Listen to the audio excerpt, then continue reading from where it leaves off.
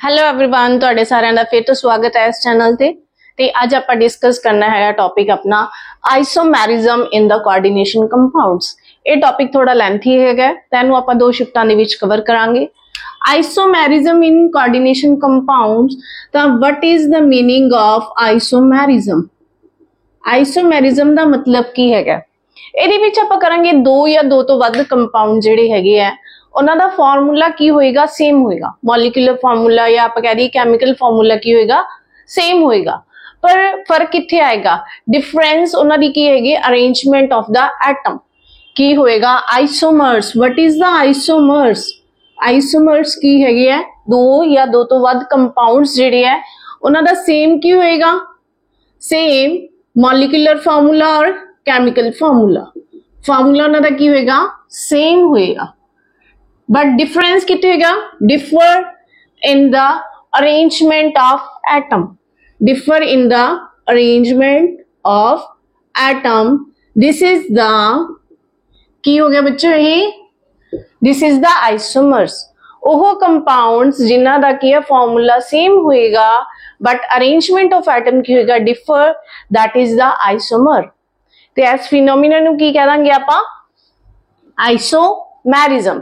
This phenomena is called the isomerism। ठीक है, then isomerism is of two type। इन्हां दियां examples discuss करांगे, फिर ज़्यादा clarity हो जाएगी। isomerism अपने को लिए दो तरह दा आएगा, structural isomerism and the stereo isomerism। structural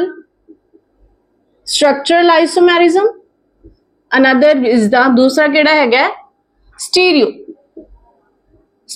isomerism. Stereo chemistry दे नाल रिलेटेड स्टीरियो आइसोमेरिज्म।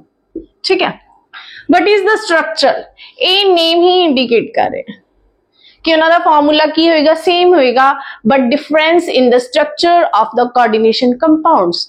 कि उन्होंने जेडी कोऑर्डिनेशन कंपाउंड्स स्ट्रक्चर्स है या आप कह रही है जेडी केमिकल बॉन्ड है उन्होंने विच ओ की होंगे, डिफर होएगे। हालांकि उन्होंने जेड़ा फॉर्मूला हैगा, केमिकल फॉर्मूला हैगा, वो की है, सेम है। This is the structural isomerism कि ये difference in the structure of the coordination compounds। ठीक है, compounds, two or more compounds having the same molecular formula but difference in the structure of the coordination compound is called the structural isomerism। ठीक है, ਇਹਦੇ ਵਿੱਚ stereo ਆਈਸੋਮੈਰਿਜ਼ਮਸ ਦੇ ਵਿੱਚ ਕੀ ਕਵਾਂਗੇ ਕਿ ਉਹਨਾਂ ਦਾ ਕੈਮੀਕਲ ਫਾਰਮੂਲਾ ਵੀ ਸੇਮ ਹੈ, ਕੈਮੀਕਲ ਬੌਂਡ ਵੀ ਸੇਮ ਹੈ, but difference in the arrangement, ਸਪੇਸ਼ੀਅਲ arrangement, ਸਪੇਸ਼ੀਅਲ ਜਿਹੜਾ ਸਪੇਸ ਦੇ ਵਿੱਚ ਆਪਾਂ ਅਰੇਂਜਮੈਂਟ ਕਰਾਂਗੇ ਐਟਮਸ ਦਾ, ਉਹ ਕੀ ਹੋਏਗਾ, ਡਿਫਰ ਹੋਏਗਾ। दैट इज द ਸਟੀਰੀਓ ਆਈਸੋਮੈਰਿਜ਼ਮ, ਜਿਹੜਾ ਆਪਾਂ ਨੈਕਸਟ ਲੈਕਚਰ ਦੇ ਵਿੱਚ ਕਵਰ ਕਰਾਂਗੇ। ਅੱਜ ਆਪਾਂ ਕਵਰ ਕਰਦੇ ਹਾਂ ਸਟਰਕਚਰਲ ਆਈਸੋਮੈਰਿਜ਼ਮ। स्ट्रक्चरल आइसोमेरिज्म दे विच अपने कोले फोर टाइप्स ने तो उन्हां दी नेम तुसी आप ही गैस करोगे। किवें गैस करोगे? आपां उन्हां दी एग्जांपल्स डिस्कस करदे हैगे। एग्जांपल्स डिस्कस करदे हैं। पहले मेरे कोल हैगा metal, cobalt, ligand, amine and the nitro. एक कंपाउंड ये हैगा, इहदा मैं की लिखदी हां, आइसोमर लिखदी हां।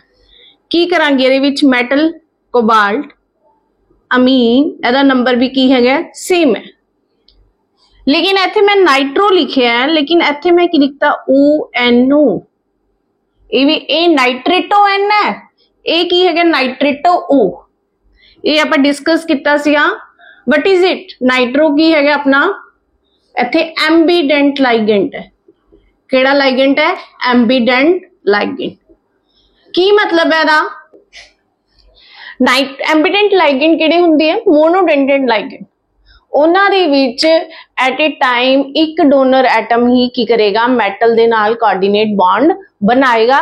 लेकिन उत्थे की प्रेजेंस की हुंदी है, दो डोनर एटम्स प्रेजेंट हुंदी है। लाइक इहदे विच नाइट्रो दे विच देखो, इत्थे की है, N is the donor atom as well as oxygen. जे ऑक्सीजन बॉन्ड बनाती है मैटल दे नाल तां उहनूं आपां की कहने, नाइट्रेटो। इत्थे देखो, इत्थे की है, ऑक्सीजन की कोऑर्डिनेट बॉन्ड बनाएगी कोबाल्ट दे नाल। लेकिन इत्थे कौन बना रहा है बॉन्ड, लिंक कौन कर रहा है, नाइट्रो दा केड़ा डोनर एटम कर रहे हैं, नाइट्रोजन। नाइट्रोजन कोबाल्ट दे नाल बॉन्ड बना रही है। हालांकि इहदा भी फार्मूला सेम है NO2 ते इत्थे भी NO2 हैगा, ठीक है, फार्मूला इज सेम, बट जिहड़ी बॉन्डिंग है वो की होगी, मेटल दे नाल बॉन्डिंग की होगी, डिफरेंट होगी, लिंकेज की होगी, डिफरेंट होगी, तां करके इन्हां दी प्रॉपर्टीज दे विच की आ जाएगा, फर्क आ जाएगा। तां दिस इज द एग्जांपल, किहदी एग्जांपल सीगी, लिंकेज आइसोमेरिज्म। क्लियर हो गया कि नहीं, लिंकेज, लिंक, ये जिहड़ा लाइगेंट है उहदा किहड़ा एटम लिंक कर रहा है मेटल दे नाल, तो लिंकेज आइसोमेरिज्म होएगा कादे करके, due to the presence of ambidentate ligand. आपां होर ले लेने एक जिहड़ा अपना सीगा थायोसाइनेटो ते नाल की हैगा आइसोथायोसाइनेटो, ठीक है। ਇਹਦੇ ਵਿੱਚ ਵੀ ਕੀ ਹੈ, this is the ambident ligand. एक टाइम ਤੇ ਕੀ ਹੋ ਸਕਦਾ, सल्फर ਤੁਹਾਡਾ ਮੈਟਲ ਦੇ ਨਾਲ ਲਿੰਕ ਕਰ ਰਿਹਾ ਹੈ, ਦੂਸਰੇ ਟਾइम ਤੇ ਕੀ ਹੋ ਸਕਦਾ, ਨਾਈਟ੍ਰੋਜਨ ਲਿੰਕ ਕਰ ਰਿਹਾ ਹੈ। ਤਾਂ ਇਹਦਾ ਫਸਟ ਟਾਈਪ ਕੀ ਹੋਗੀ ਆਪਣੇ ਕੋਲੇ, ਲਿੰਕੇਜ ਆइसोमेरिज्म।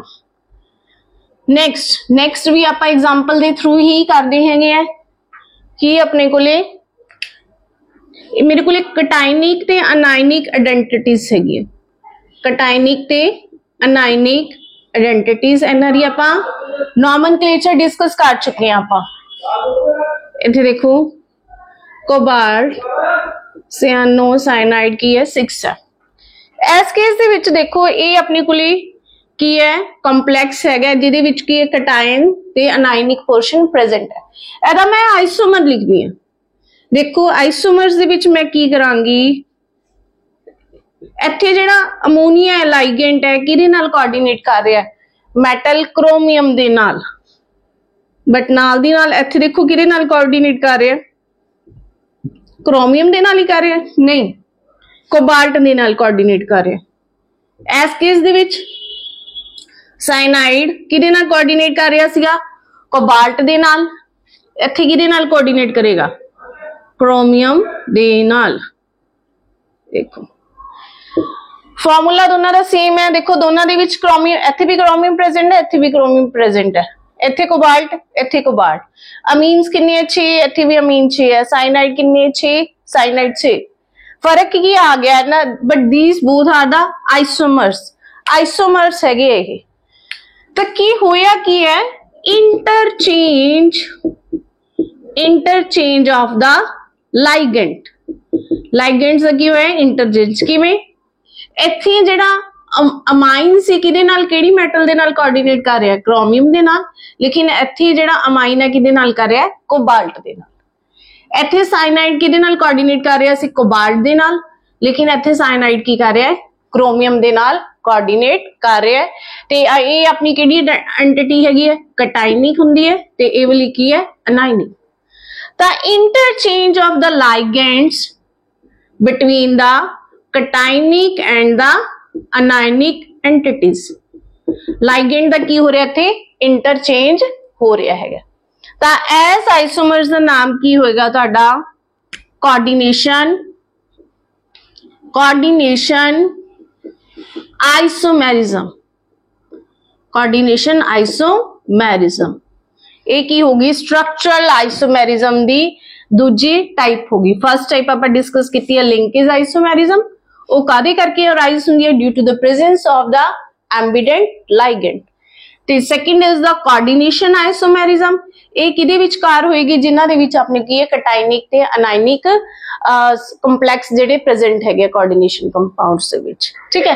नेक्स्ट भी आपां एग्जांपल दे थ्रू डिस्कस करते हैं, की हैगा ओहदे विच भी एग्जाम्पल ही डिस्कस करांगे, फिर आप ओहदा नेम ड्राइव करांगे। मेरे कोल हैगा कोबाल्ट, अमाइन, मेरे कोल हैगे 5, ब्रोमीन, ब्रोमिडो, इत्थे हैगे सल्फेट।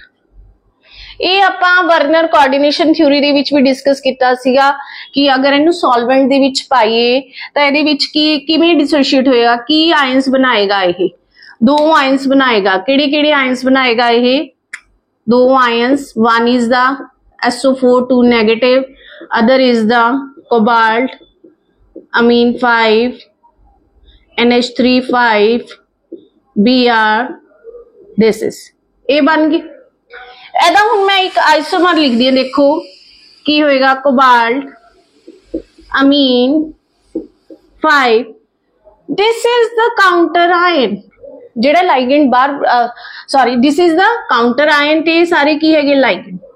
ਜਿਹੜਾ ਸਲਫੇਟ ਹੈ ਇੱਥੇ ਕਾਊਂਟਰ ਆਇਨ ਦਾ ਕੰਮ ਕਰ ਰਿਹਾ ਹੈ ਤੇ ਜਿਹੜਾ ਬ੍ਰੋਮੀਡੋ ਹੈ ਇੱਥੇ ਉਹ ਕਿਹਦਾ ਕੰਮ ਕਰ ਰਿਹਾ, ਲਾਈਗੈਂਡ ਦਾ। ਤਾਂ ਸਲਫੇਟ ਨੇ ਕੀ ਕਰਨਾ ਹੈ, ਬ੍ਰੋਮੀਡੋ ਨੂੰ ਕੀ ਕਰ ਦੇਣਾ, ਡਿਸਪਲੇਸ ਕਰ ਦੇਣਾ। Sulphate will act as a ligand. ਹੁਣ ਇੱਥੇ ਧਿਆਨ ਨਾਲ ਦੇਖੋ, ਇਹ ਮੈਂ ਐਜ਼ ਇਟ ਇਜ਼ ਸੇਮ ਲਿਖਿਆ, ਲੇਕਿਨ ਮੈਂ ਇੱਥੇ ਹੁਣ ਅੰਦਰ ਕੀ ਲਿਖ ਰਹੀ ਹਾਂ, ਸਲਫੇਟ। ਸਲਫੇਟ ਕੀ ਬਣ ਗਿਆ ਇੱਥੇ ਆਪਣਾ, ਲਾਈਗੈਂਡ ਬਣ ਗਿਆ। ਇਹਦੀ ਕੀ ਹੋਗੀ, ਕੋਆਰਡੀਨੇਸ਼ਨ ਨੰਬਰ ਕੰਪਲੀਟ। ਤਾਂ ਜਿਹੜਾ ਬ੍ਰੋਮੀਡੋ ਸੀ ਉਹ ਇਹਦੇ ਵਿੱਚ ਕੀ ਬਣ ਗਿਆ ਹੁਣ, act as a counter ion. ਤਾਂ ਧਿਆਨ ਨਾਲ ਇਹਦਾ ਹੁਣ ਆਪਾਂ ਅਗਰ ਵਾਟਰ ਦੇ ਵਿੱਚ ਪਾਈਏ ਤਾਂ ਆਇਨਸ ਕੀ ਆਣਗੇ, ਸੇਮ ਆਣਗੇ ਕਿ ਅਲੱਗ ਆਣਗੇ, ਅਲੱਗ ਆਣਗੇ।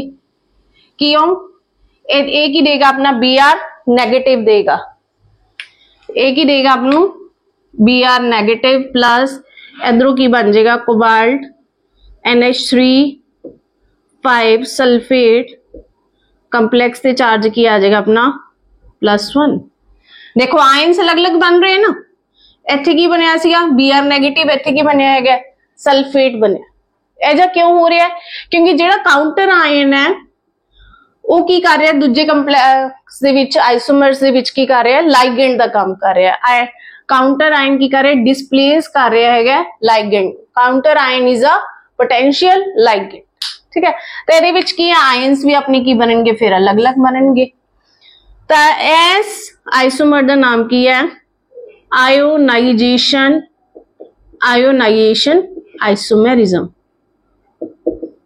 क्लियर हो गया, क्लियर। चलो नेक्स्ट इज द लास्ट रह गया अपना स्ट्रक्चरल आइसोमेरिज्म दी अपने 4 टाइप ने। One is the linkage, second is the coordination isomerism, third जेड़ा आप कर लिया आयोनाइजेशन आइसोमेरिज्म। जेड़ा की अपना काउंटर आयन सी वो किदा काम कर रहा है, अगले आइसोमर्स दे विच लाइगेंड दा काम कर रहा है। चलो लास्ट कर दिए। लास्ट जेड़ा आइसोमेरिज्म है वो सिमिलर है, समवट सिमिलर ना आयोनाइजेशन दे नाल। आयोनाइजेशन आइसोमेरिज्म दे नाल सिमिलर है किवें, आप फिर एग्जांपल डिस्कस कर दिए। मेटल क्रोमियम है एंड मेरे को वाटर है ligand, act as a ligand, and Cl3 is the counter ion. जेडे क्लोरिडो है क्लोरीन Cl है, एक ही है अपने को काउंटर आयन है। तो जेडे 6 ਦੇ 6 लाइगेंड है अपने को लाइगेंड केड़ा है, वाटर। लाइगेंड इत्थे मैं केड़ा लिता, वाटर लिता है। तो 6 वाटर मॉलिक्यूल्स की कर रहे हैं, मेटल दे नाल कोऑर्डिनेट कर रहे हैं। लेकिन अगले जेड़ा मैं आइसोमर बनानी है मेटल क्रोमियम, लेकिन इत्थे वाटर की हो गई 5, एक Cl लाइगेंड अंदर आ गया। मेटल का कोऑर्डिनेशन नंबर की रहेगा, सेम रहेगा। इत्थे कितने 6, तो इत्थे भी 6 रहेगा। तो अपने को की हो गया Cl2 वाटर। इत्थे डायरेक्टली मेटल दे नाल कितने वाटर बॉन्ड बना रहे हैं, 5, and 1 is the Cl, and this water molecule exist as a free solvent molecule in the crystal lattice। ये जेड़ा वाटर मॉलिक्यूल है ये एग्जिस्ट करेगा as a free solvent molecule in the crystal lattice. एदा होर आइसोमर बन सकता है कि chromium water 4 Cl2 then Cl H2 कितने आ जाएंगे अपने बाहर, H2 का नंबर आ जाएगा 2, ठीक है। इत्थे कितने कोऑर्डिनेट कर रहे हैं, कितने वाटर मॉलिक्यूल्स मेटल दे नाल कोऑर्डिनेट कर रहे हैं, 4 कर रहे हैं, ते 2 की कर रहे हैं Cl। तो जेडे ए वाले वाटर मॉलिक्यूल्स है exist as a free solvent molecule in the crystal lattice. तो इत्थे इस आइसोमर का नाम क्या आएगा, सॉल्वेंट आइसोमेरिज्म। सॉल्वेंट इत्थे आप सॉल्वेंट केड़ा लिता है, वाटर लिता है। तेरा दूसरा नाम क्या आ जाएगा, हाइड्रेट। हाइड्रेट, हाइड्रेट मतलब वाटर, पानी दे नाल ही रिलेटेड है। तेरे विच वाटर आप की कीता, ਕਿੰਨੇ ਵਾਟਰ ਮੈਟਲ ਦੇ ਨਾਲ ਡਾਇਰੈਕਟਲੀ ਅਟੈਚ ਹੈ ਤੇ ਕਿੰਨੇ ਦੂਸਰੇ ਆਈਸੋਮਰਸ ਦੇ ਵਿੱਚ ਕੀ ਹੈ ਉਹ exist as a free solvent molecule, ਇੱਥੇ ਫ੍ਰੀ ਕੰਮ ਕਰ ਰਹੀ ਹੈ। ਤਾਂ ਇਹ ਸਾਰੇ ਐਗਜ਼ਾਮਪਲ ਆਪਣੇ ਕਿਹਦੇ ਹੋ ਗਏ ਸੋਲਵੈਂਟ ਆਈਸੋਮੈਰਿਜ਼ਮਸ। ਇਹਦੇ ਨਾਲ ਹੀ ਆਪਣਾ ਜਿਹੜਾ ਸਟਰਕਚਰਲ ਆਈਸੋਮੈਰਿਜ਼ਮ ਦਾ ਟੌਪਿਕ ਹੈ ਉਹ ਖਤਮ ਹੁੰਦਾ ਹੈ ਤੇ ਨੈਕਸਟ ਲੈਕਚਰ ਦੇ ਵਿੱਚ ਆਪਾਂ ਸਟੀਰੀਓ ਆਈਸੋਮੈਰਿਜ਼ਮ ਡਿਸਕਸ ਕਰਾਂਗੇ। ਤੁਹਾਡਾ ਸਾਰਿਆਂ ਦਾ ਬਹੁਤ ਬਹੁਤ ਧੰਨਵਾਦ। Thank you.